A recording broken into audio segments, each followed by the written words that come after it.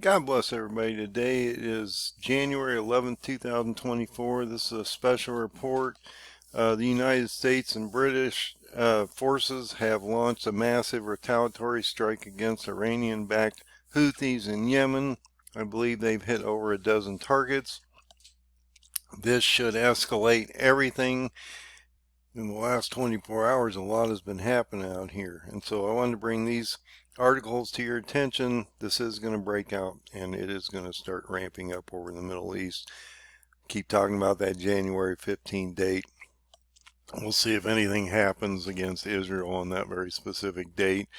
But let's look at this article. It says any U.S. attack on Yemen Houthis will not go without a response. So the Houthis are preempting this strike from the United States and Britain.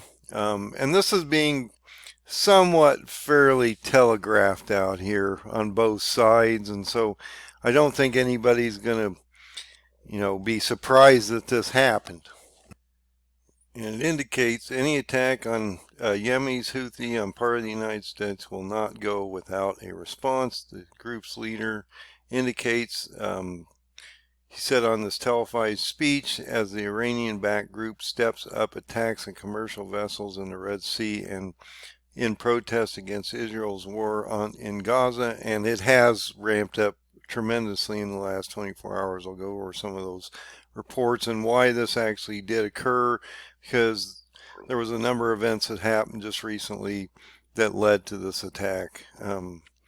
Onto this Houthi, actual Houthi areas. So we're physically striking areas in Yemen and different places.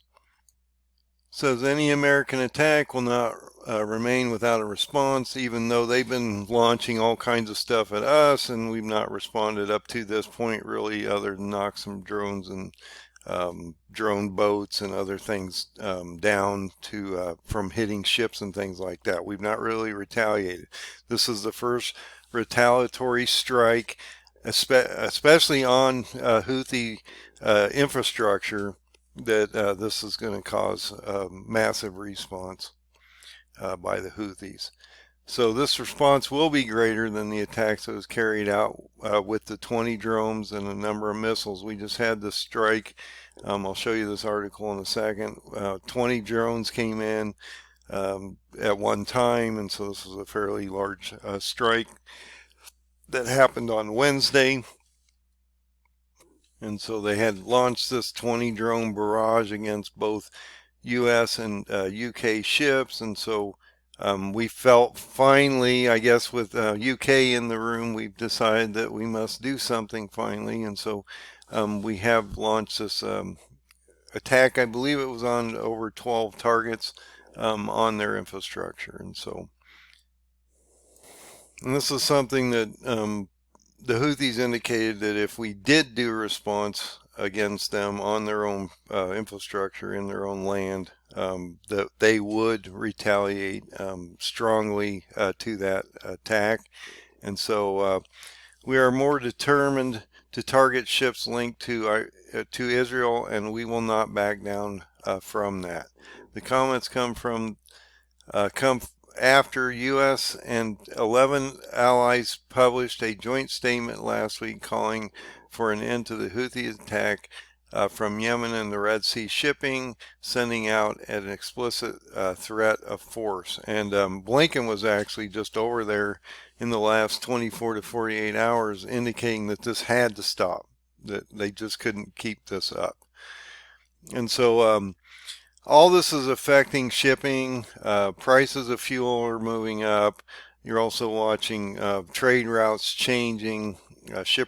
Shipping container prices are moving up radically, and so this is going to cause all kinds of problems as this expands out and becomes worse, and will also start to radiate into the markets as they start to realize this problem's not going to go away. It's going to start to hyperinflate things in the markets as fuels move up, and you're already starting to see from the U.S. Information that we got from CPI today, inflation has moved back up in the United States, and so this is something that they're not going to tame. And so Jay the other day came out, and Janet Yellen came out and basically did their victory lap. Well, there's no victory lap here. So I'm just going to play this quick video from Fox News. Video is only about 2 minutes and 32 seconds long, but it explains basically everything that's going on over there. So I think it's extremely important that we can see what actually is happening in real time. Is more of a powder keg tonight as Iran seizes control of a tanker in the Gulf of Oman, and Iranian-backed proxy groups have now launched more than 130 attacks on U.S. troops in the region as the world awaits a response. Senior national correspondent Rich Edson has the latest from the Pentagon. Good evening, Rich. Hi, good evening, Brett. This is the same ship that last year the U.S. Justice Department seized for violating sanctions. It was carrying Iranian oil then. An Iranian state media outlet says boarding the ship today is retaliation for the U.S. seizing it a year ago. This activity is contrary to international law. It's another example of Iranian malign activity threatening security and stability in the region, and we call on Iran to release the tanker and the crew immediately. And the Pentagon says the tankers flagged to the Marshall Islands. For weeks, Iran-backed Houthi rebels have been attacking commercial shipping in the Red Sea. On Tuesday, they launched their largest, most complex attack yet. The Pentagon says F-18s from the carrier USS Eisenhower, along with guided missile destroyers from the U.S. and U.K. navies, shot down 18 drones, 2 cruise missiles, and a ballistic missile. U.S. Central Command says this morning the Houthis fired another anti-ship ballistic missile into a busy international shipping lane in the Gulf of Aden. That's the 28th attack since November 19th. The U.S. and allies have been weighing how to respond. Secretary of State Antony Blinken warned there will be consequences for the Houthis' actions. Yesterday, Chairman of the Joint Chiefs of Staff, General C.Q. Brown, spoke with his UK counterpart about these Houthi attacks. On land, there have been at least 130 attacks by Iran-backed militias against U.S. forces in Iraq and Syria since October 17th, including 16 since the evening of January 1st. That's when Defense Secretary Lloyd Austin was hospitalized. Austin is still in the hospital. The Pentagon says he's in good condition. The secretary went into the hospital New Year's Day following complications from surgery last month for prostate cancer. He kept the public and president in the dark for days. The Pentagon says it's initiating a review, and Republicans and Democrats have criticized the secretary and have promised to investigate. Now the Pentagon's inspector general says it's launching an investigation into the actions at the Pentagon involving his absence. Brett, back to you.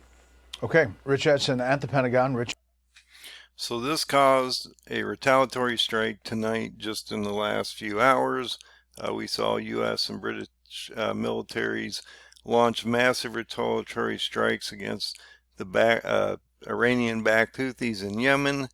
And so this is escalating rapidly. And like I said, the Houthis said that if we launched any kind of retaliatory strikes into their land, into Yemen, that they would escalate this war between us.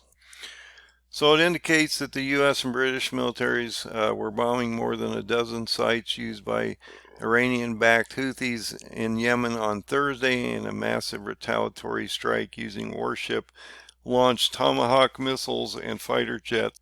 Several U.S. officials told the Associated Press.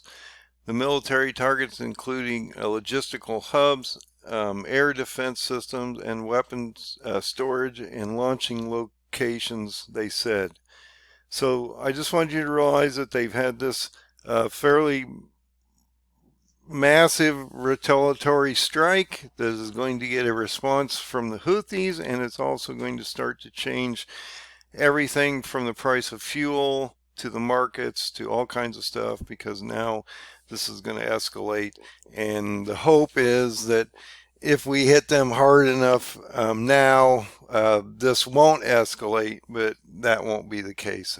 This will escalate as we move forward. And so here we have another front, and we are being drawn into this war more and more all the time. And if you go into the Brent crude charts, you can see that oil has moved up radically in the last few days from about 73.24 to approximately 77.41, and this is going to move up rapidly if they can't control this situation over there. So I just wanted to bring this update. This is a huge escalation. We have done a fairly large retaliatory strike against the Houthis, and so we will have to see what kind of a response the Houthis will do in the Red Sea and as we move forward. And like I say, let's watch that January 15th date. I believe Hezbollah is going to get into this one soon also. So we'll see how this all turns out. God bless everybody. Have a great day. Find that open door, find Jesus, and be safe out there. This is changing quickly.